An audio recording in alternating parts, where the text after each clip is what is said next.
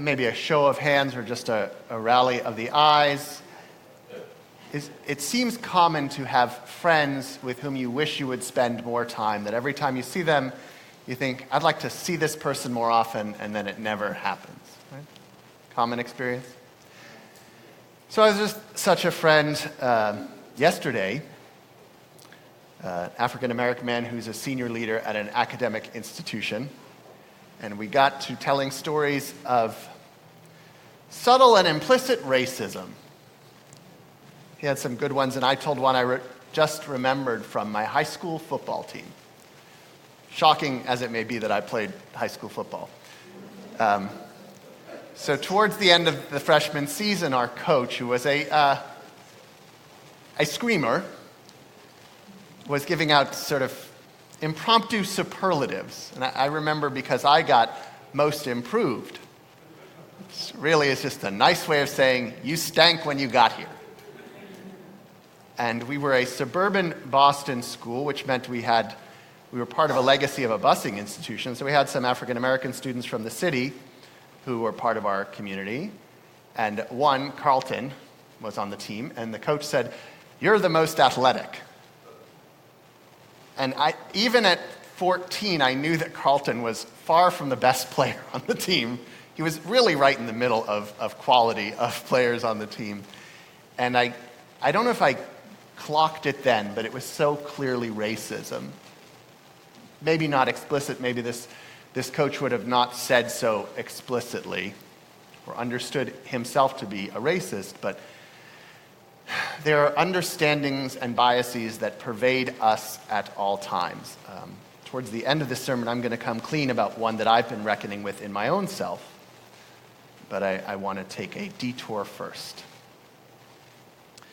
So we get in the Parshat Ekev, the command that our heart, or the injunction that our heart not grow haughty, that we not become arrogant in our success as we conquer the land. So the Baal Shem Tov, the founder of the Hasidic revival movement some 300 years ago or so, notices that the Torah repeatedly warns against pride and extols humility, humbleness of Moses, for example. Yet nowhere is this precept counted as a mitzvah. Why isn't it a mitzvah to be humble? The Baal Shem Tov pauses and answers, if humility were a mitzvah, the ego of a person would surely count it among achievements.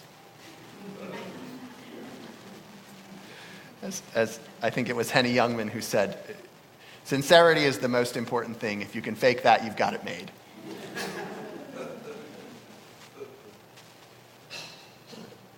So we are reckoned, look who's being so humble. We are reckoned once again in this parasha with what I would term the test of wealth. There are a couple of parshiot where we are warned when things go good for you, that will be somewhat counterintuitively your greatest temptation to be led astray from your faith and your experience and your practice. And the Talmud describes this as the phenomena of a fat ox kicks. When the oxen or the donkey who is satisfied most is inclined to misbehave the worst. I'm not sure if that's true, but that was their aphorism. So we're told, among other places, the injunction, the mitzvah, the talk of Birkat HaMazon, that we ought eventually bless our food after we consume it, and it comes from the line in chapter 8, verse 9 and 10, Ve'achalta v'savata, that you will eat and be satisfied. That this is, again, a preview of the test of success. And I've spoken before about at least up until recently, the growing and burgeoning success of the Jewish community in wealth, in integration, in educational attainment, in places of repute. And we are entering a period where that is, of course, challenged along with our loyalty. It's not exactly what I want to talk about, but I do want to address not in terms of anti-Semitism or blaming the victim, but the understanding that we as a community of success and sometimes of privilege need to be mindful of our success and use it for the benefit of humankind. So early in our parsha, we're told that God doesn't take bribes, which Rashi, the medieval commentator, understands to mean God doesn't care about wealth, implying that humans do. It's very easy to be mesmerized by the wealthy. It's very easy, my father would point out, that for a wealthy person to think he or she is not only skilled and talented in the endeavor of their occupation, but ought give advice on many different endeavors. So Andrew Yang seems to have some wisdom beyond his success. And the true danger of success, says our tradition, I've noted to you before that there's a great moral danger embedded in the Torah, and that is to do what you think is right. To every man for himself in terms of what he or she understands to be the moral life. That there is an idea of what they call heteronymous morality, that there is morality that transcends us, and our goal is to live according to God's morality, or as some later would call it, natural law. And not to fall prey to the idea that we are the arbiters of morality, success, or wisdom. And that's made explicit in the Parsha this week, where in chapter 8, slightly later on, it says that you might be seduced to saying, "My power and the might of my hand made this wealth for me." Going back, I think, to the 2012 election, where there was debate over, you didn't make the wealth yourself. You benefited from lighthouses and expressways and infrastructure that society as a whole constructs. And that tension, where does wealth come from and how much is earned or owed or inherent to a person? Because, says the Torah, God gives you the power to derive your wealth. So to foreshadow the prejudicial ism to which I fall prey, and I think many fall prey, elitism. I think when we are successful, and looking around the room and in a Jewish community, many of us are financially successful in educational attainment, successful in our zip code or in our marriage, successful in our stability. We tend to think that it's deserved because it's, frankly, psychologically much easier than understanding that there is a huge component of randomness in life. And medieval commentators Sforno from the 16th century Italy and Baccia from 11th century Spain address this concept, that you will think that your wealth was got by your own hand. And among the images they offer is you might attribute it to the goodwill of idols, or you would ascribe it to your horoscope. I think implicit in that second idea is a partial understanding. If you think about horoscope as just the fates of birth, what zip code, what race, what nationality you were born into, what era you were born into, there's a beginning understanding that there is some measure, some modicum of luck just in initial position. John Rawls talks about that. There was a rabbi at the seminary who, when asked what era he would like to live in, he said, well, of course, this one. In any other era, I would have died of tuberculosis. Right? So we're lucky to be alive in this era, to be Americans, to be, whether you're, especially lucky as a Caucasian male, born into the gender that you know yourself to be. Whatever those questions are, we all have some measure of luck inherent in just the zip code of our birth, the hospital we were born to. But it's a real trip. I can only speak for myself. I don't want to fault anyone else. Maybe I'm making a sort of kapara or preventive tshuva to address, I think, the fault I have, but I know is shared. Elitism, this thought that we are better than others simply because we have a master's degree simply because we pay a mortgage, simply because our car is paid off. And the Orchot Tzadikim, who was a German in the 15th century, addresses this. I was flabbergasted that this was addressed over half a millennia ago. So I'll read in long quote to you.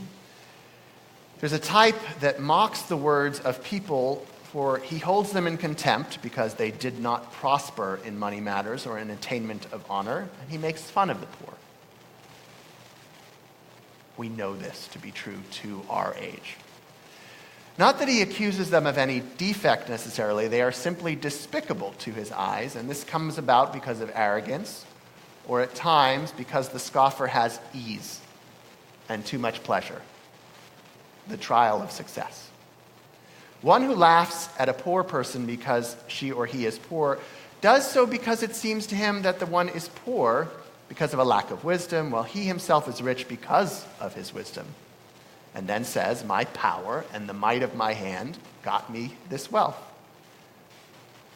But, suggests the Orchot Tzadikim, don't forget that this poor man too is a work of the Creator, and when we scoff at our fellow human, we are inevitably, or in effect, scoffing at the Creator, scoffing at the Almighty.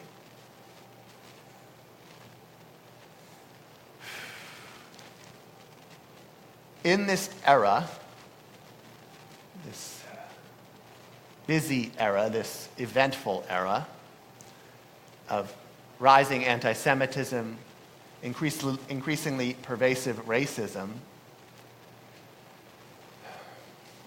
we can be immune to or blind to our own isms, our own biases, our own elitism, our own superiority that we might feel as Jews.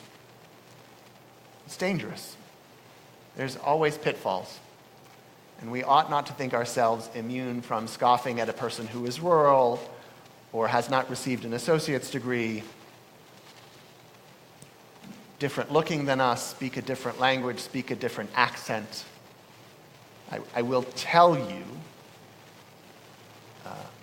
I hate to say this out loud, but I think it's a known thing that Northerners think Southerners are stupid, right? That y'all are yokels.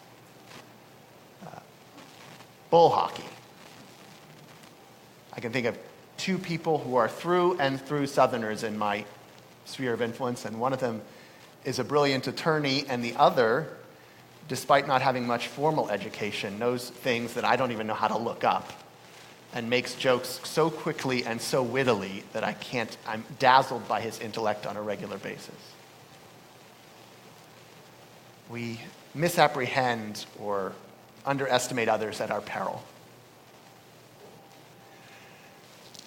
And so I want to return to the very first verse of the Torah reading we read, one of my favorite verses in the entire Torah, Deuteronomy 10:12.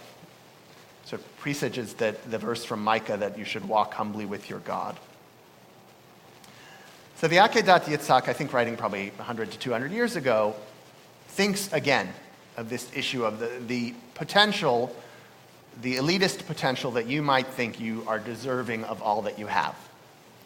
And you feel yourself, says he, that you ought to be the master of your own fate.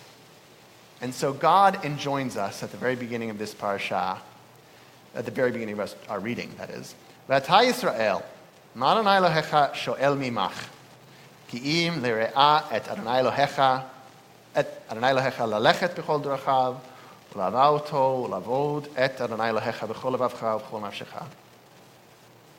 Now, Israel, what is this thing that God, your God, asks of you?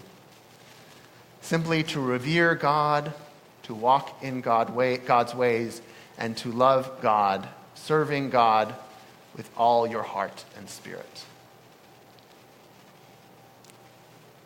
Don't forget this principle, I think is what it's saying. Even if there is a valid social hierarchy, right? You might be more successful materially than your neighbor. The problem with this is God's up here. This is irrelevant from that perspective. And so we're enjoined to revere and serve and love God as partly a reminder that We are just blessed with the grace of having whatever we have at the moment.